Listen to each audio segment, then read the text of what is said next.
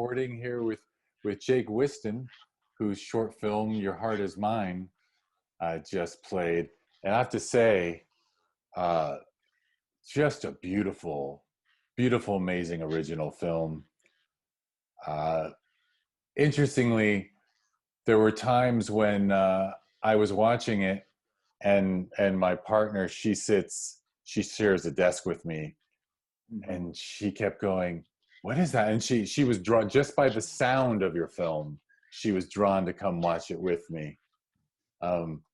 So it's such a magnetically well-made film that it actually draws audience to it. I have to say I'm not lying about that one. Oh, wow. I very sincerely appreciate that. That's high praise. And yeah, I didn't know what I was going to get into with this, but I wasn't expecting that. So that's really nice. Thank you. Yeah, it is odd to, now you have to be completely focused upon by someone. That's right. So bear with me. No problem. I'll be gentle. I did notice the second time I watched it, in the credits, you do say that it's inspired by the song. Yes. Because the song is so good, that's actually a common question she asked and I had been thinking, which is, I wondered if you had sought out the song or if you heard the song. So is this what happened go ahead and tell me the genesis of this film, how the song inspired you to make this fairly incredible work of art. I mean, by the way, experimental used to be art house / experimental, and I wonder if you would have gone for that art house click, but anyway.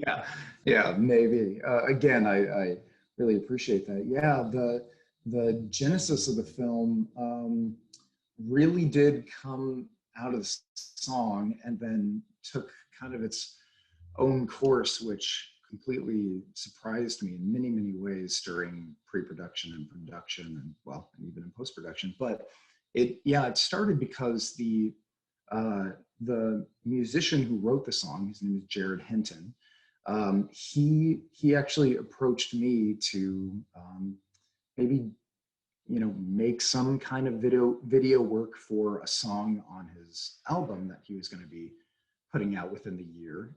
And he approached me because I don't know how long ago it was now. I mean, maybe it may have been close to like 2 years now.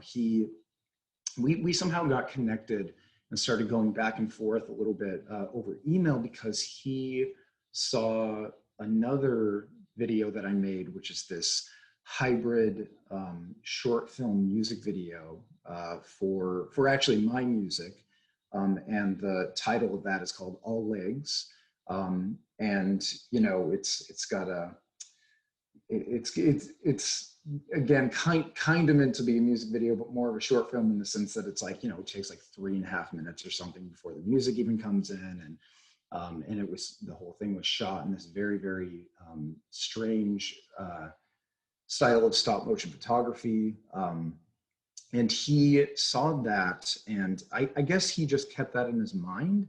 And then when the time was right, when the stars kind of aligned, he reached out to me again when we hadn't talked to each other in a while, and was like, "Hey, I really want you to do something for a song that I have on my album." And again, it was kind of perfect timing. I didn't, I had a gap in my schedule. I was like, okay, well, let's talk about this. Let's approach this. And so we started going over things. And I knew I was going to take this kind of approach where I'm like, I'm not really going to think about it at all like a short film, like a music video. I'm just not interested in that. So we were talking about which songs maybe I could do. He's got a bunch of other really good ones. And then I stumbled on that one, and I was like, that's the one. Like, that song, something has to happen with that song. Like, because he was talking about working with maybe other directors to do other songs. And I'm like, even if I didn't do that song, something has to happen with this one. But it kind of worked out where I was able to take it for myself. And it really just started there. I started sitting with the song. I poured over the lyrics, and for the most part, I'm a very I'm a very visual and like non-verbal kind of a person. And so when I sit with material like that, and even when I do go over the words, things just start to come up, like images begin to surface, and it kind of all started there. I started seeing these, you know, kind of strange and eerie visuals, and then had to like, you know, reverse engineer it in a way where I'm like, well, where are these coming from, and who is, you know, who is seeing these visuals, and so on and so forth. And then, as I said earlier, it turned into its own beast that once, you know, I got far enough into it, I'm like, I don't even have control over this thing anymore. And I remember telling the musician, like, yeah, it's not, it's, you know, it's almost close to 10 minutes before your song even comes into this thing, and it turns into a, you know, its own 20-minute short film. And that's what happened, I guess.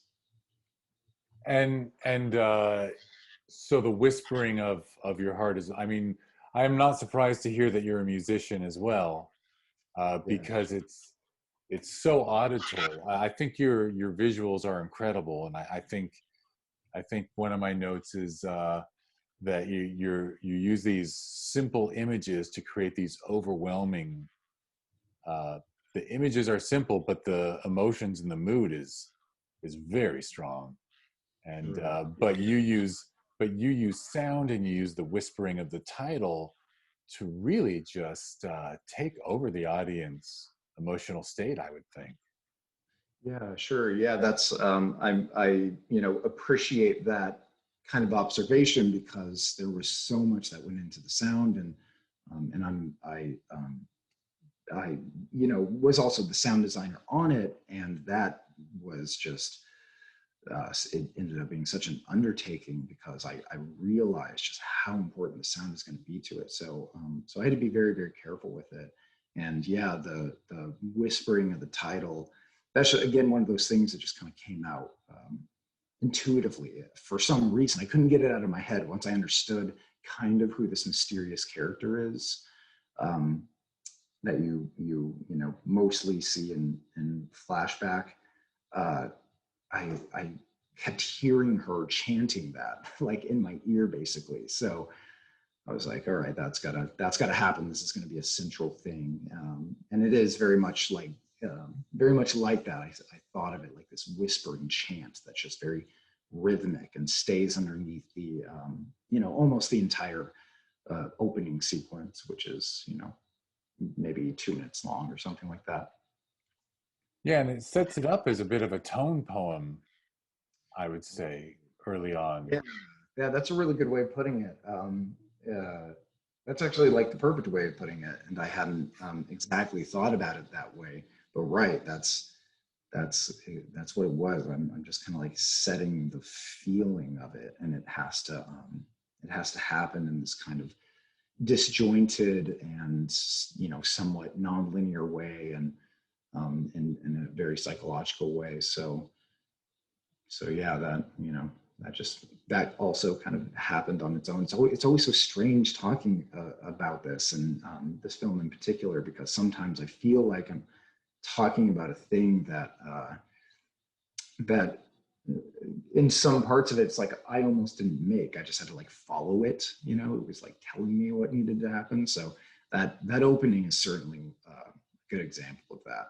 Which I get that, because as a viewer, as an audience member watching this, it definitely feels more like a stream of consciousness, sort of inspired. You seem inspired to me. You Yeah. seem to not be deliberately trying to get a point across as much as you are sharing just an intuitive experience. um, I wanted to bring up the water, that your use of water. I mean, Lord knows a lot of people would be tempted to have used something like blood in that situation. Sure. And and your use of water is like, I don't mean creepier, but it's more effective than if there had, all of a sudden the woman is wet, and we're associating water with, Sure. we've had all these visuals of water spilling, water damaging things. Did she Mm-hmm. drown? Mm-hmm. I don't know, but Right. it's I don't know. You just nailed me with that one.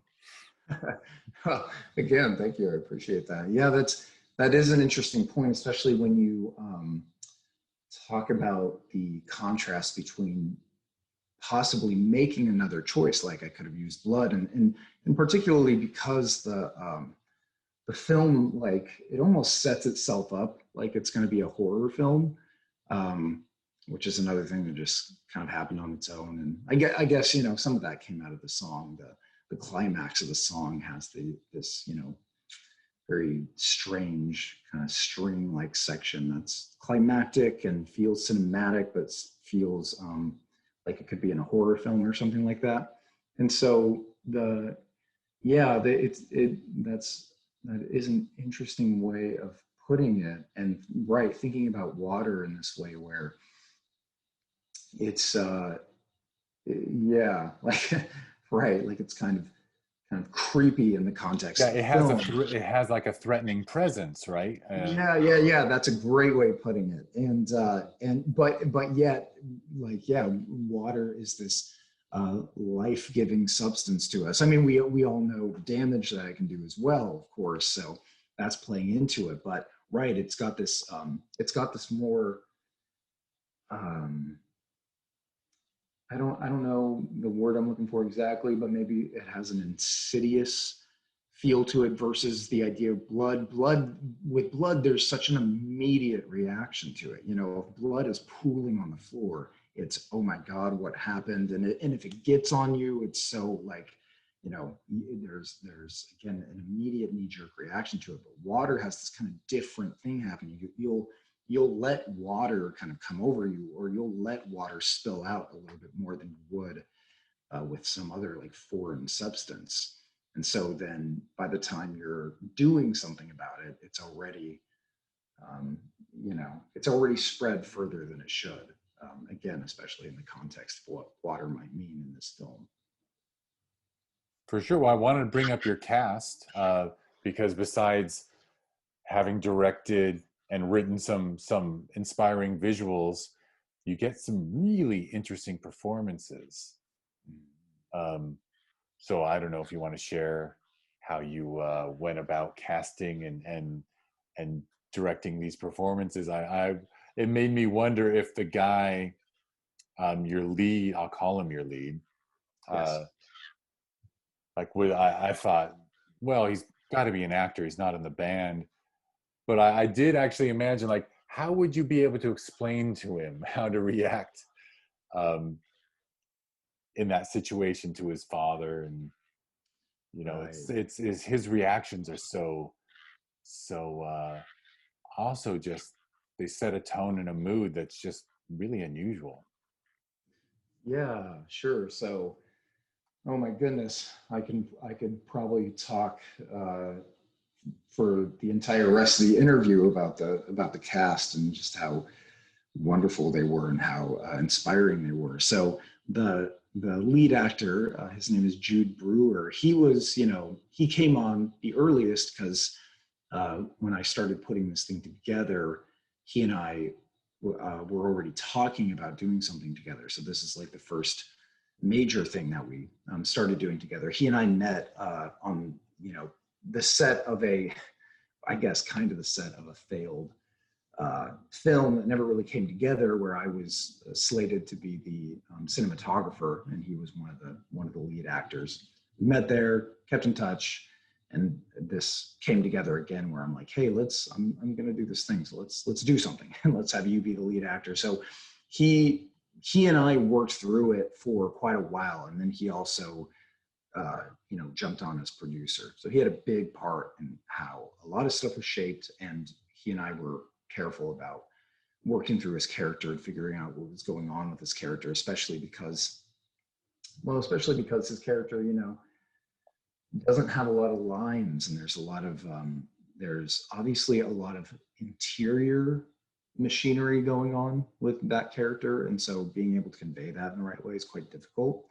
Um, but yeah, he was a huge help in inspiring many aspects of the film. And then the other cast members were, oh my god, like the actress who plays the mother and and also the kind of strange doppelganger escort, Zoe Stuckless. I mean, she was absolutely incredible. I took so much, there are, in that opening sequence, there's this kind of dual dialogue thing going on, which was a really difficult thing to work out in sound design, but it's that character, supposedly reading, a poem that she must have written while also talking about like her aspirations as an artist or as a painter. And it's kind of, going in and out between those two lines of dialogue. They're kind of weaving in and out. And so, she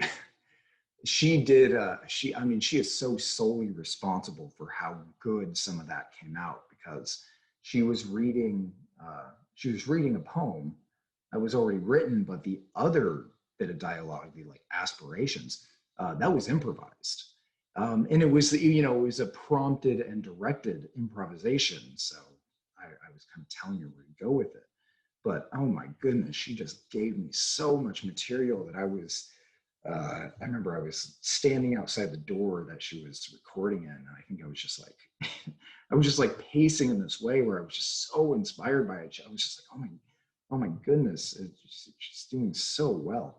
And then Tim Yeager is the father. And I mean, what is there to say about that? There are just some moments where he's just this, he's some of his performances in there, he's this crushing figure at times, and that's so good. It's so good.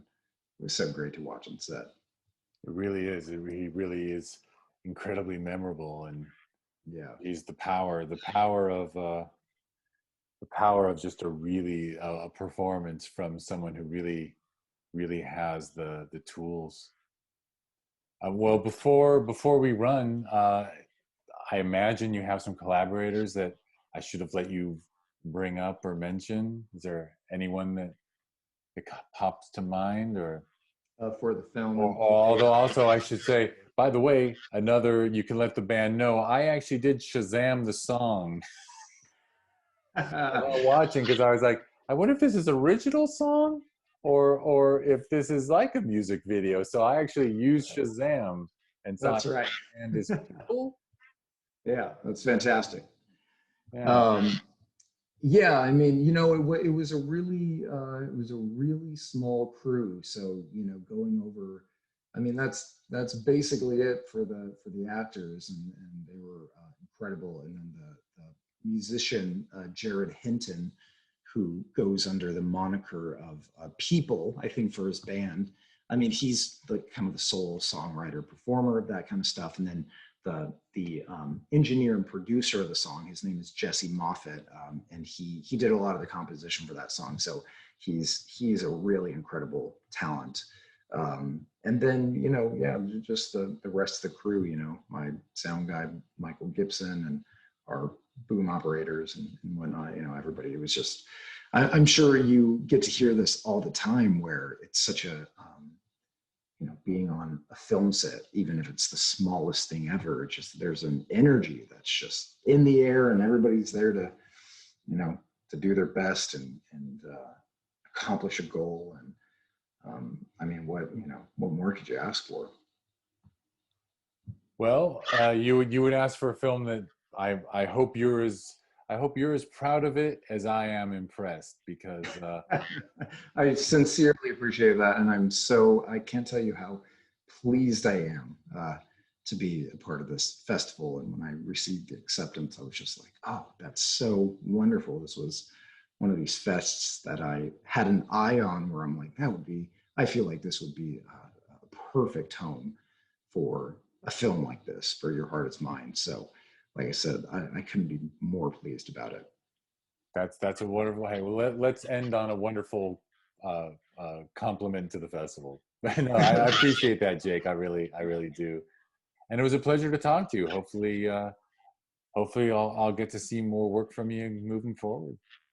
Yeah, I hope so, and hopefully, one of those can land on the fest again, and we can talk again. Fantastic, and it'll be a fest that happens in person too, man. Yeah, let's hope so. Let's hope so. Let's hope our country pulls its head out of its collective wisdom. I know. Oh my goodness. Tell me about it.